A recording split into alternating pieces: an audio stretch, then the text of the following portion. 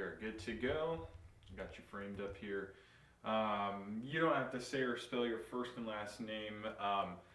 So we talked a little bit about it last time, but talk to me again about what you think the biggest issue is going into now this runoff. What do you think the biggest key is for you that you want to focus on, and going into the Gold Dome once it's finally that time, if you win, how are you going to kind of tackle that issue? Thank you, Hunter. We'd like to tackle the cost of living crisis here and finding some meaningful property tax reform for our senior citizens and those on fixed incomes, disabled veterans, and others who are on disability who are just living on fixed means. Yeah, Dale Washburn's House Bill 221, speed traffic camera reform, putting that to legislation before this tax and everything but a name could get passed, so that we can give some relief to these families who are getting penalized for mothers and fathers and their children driving around these school zones and just watching those fines rack up. Yeah, and also some meaningful income property tax reform. Lieutenant Governor Burt Jones and Governor Kemp's goal to eliminate income taxes on individuals up to $50,000, as well, and joint filers up to $100,000. I'm full support of that as well, and that would be an immediate increase to the citizens of our great state. Yeah, there's a lot of folks, especially on the traffic camera issue, where we've done countless stories of where they're like, this either didn't happen or they question it, and there's just a big, I think, push to try and remove those. So you're saying you're in favor of that? In favor of reforming. I think there's some constitutional problems with it. I think what everybody's finding that as they go into these civil courts and they find they're guilty until they prove themselves innocent. The compliance checks on these cameras have their own issues. They're self-policing, and there's one time a year outside compliance measures on these devices. This district is unique. It has, if I remember correctly, it's at least 6 counties, right? Correct. Yeah, so there's 6 counties. It's pretty far spread out, but you got folks in Macon, some in Houston County, all over the place. What can you do to ensure those folks that if they have a problem, they'll be able to reach out to you? That people want to know if the representative that they're trying to elect is going to be responsive. What is your promise to those folks, whether they live in Upson County or Bibb County? How can you kind of ensure them that you'll serve them each equally in each county? Great question, and I've made a living representing individuals and companies past 20 years in practicing law, where the easiest way to lose a client is not call one back or email one back, and we have to be very diligent to make sure we communicate with our clients, and I would do the same with constituents if given the honor to represent them under the Gold Dome. And we are accessible through email, Facebook, our telephone numbers on our website, and I encourage everybody to reach out with their issues and concerns. I ask this question to everybody, Republican or Democrat, but if you do get elected and you go to the state capitol, you're probably going to have to work across the aisle on certain issues. Is there anything that you're willing to be flexible on, as far as a certain issue that you're focused on?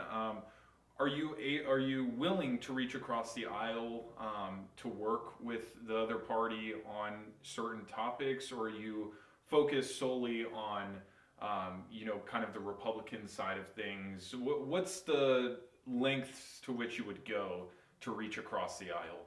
Well, a great question, and again, practicing law, more often than not, we're building bridges than trying to tear them down, and we are constantly compromising to reach reasonable results for clients.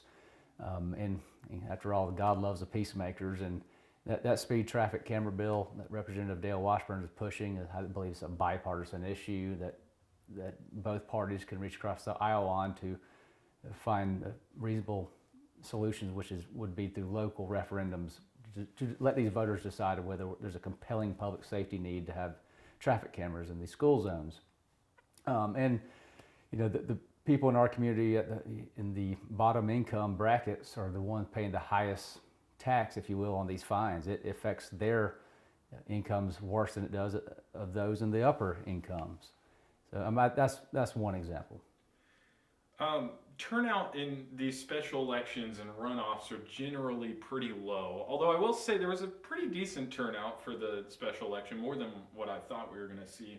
But what's your message to those who are kind of tuned out, maybe, who are not maybe interested, or they voted and now they don't feel like voting again? What would you say to those folks, or maybe even folks who might have voted for another Republican the last time? There's 5 Republicans on the ballot. Is there anything you want to say to those who might be undecided or voted for a different Republican and now this time it's Republican Democrat? I mean, what would you say to those voters out there?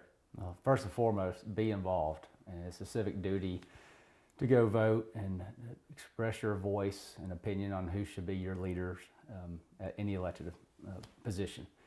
And as far as bringing and uniting Republican camps together, we need to have a conservative values represented for the Senate District 18 under the Gold Dome, and we, despite our various backgrounds and the special general election, I've been honored to be the front runner to carry us through the special runoff, and I'd be honored to have their votes to be their conservative voice under the Gold Dome. The final question here: 4 years from now, if you come back and talk with us again, I probably won't be here, but or 2 years, sorry.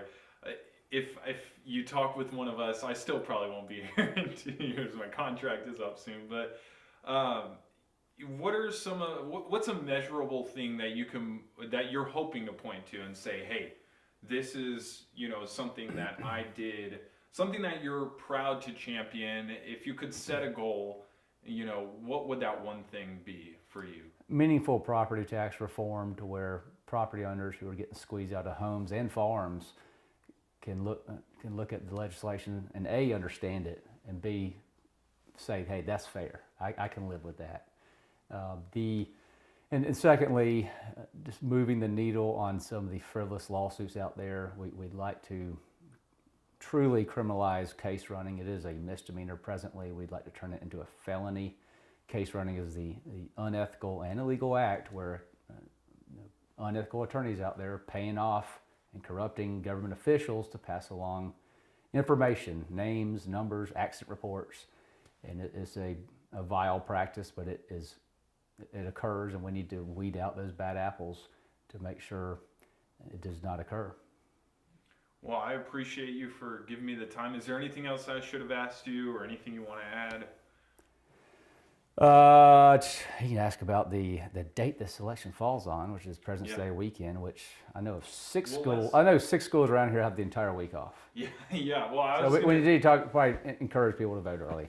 Yeah, I mean, do you kind of walk me through what voters can expect this time around, because it's a special election and now it's a runoff, and so the dates are probably all mixed up for folks out there. What can they expect? What can they do? Where can they go? That type of thing.